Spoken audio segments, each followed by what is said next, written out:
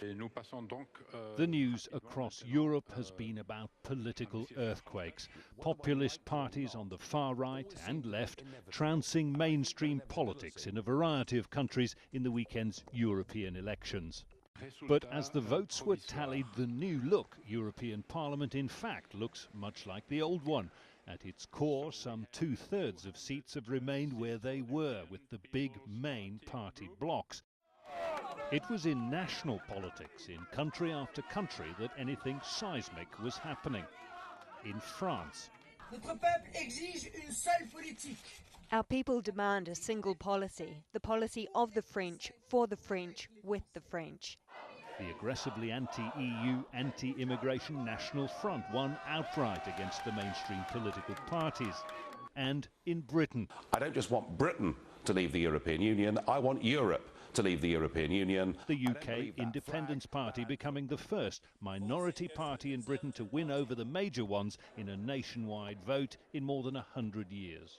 There were similar scenes elsewhere as voters rebelled against lower living standards and high unemployment in the wake of economic crises and tough austerity. I think the real takeaway from this election is what is it going to do back in each individual member state, and that will be a case-by-case point. We could see early elections in Greece, but in Italy, in Germany, we could see business as usual, and I think we're probably going to see some business as usual in Brussels itself. The real earthquake then is in national politics as mainstream parties try to claw back lost support by aligning themselves more closely with the minority anti-EU upstarts. Here in Britain, for instance, there'll be a general election next year. The expectation is that Prime Minister David Cameron's Conservative Party could toughen its stance on European migration in order to try and win back support lost to the UK Independence Party and win that election. What he's promised next is a referendum on Britain's continued membership of the European Union. And if that happens,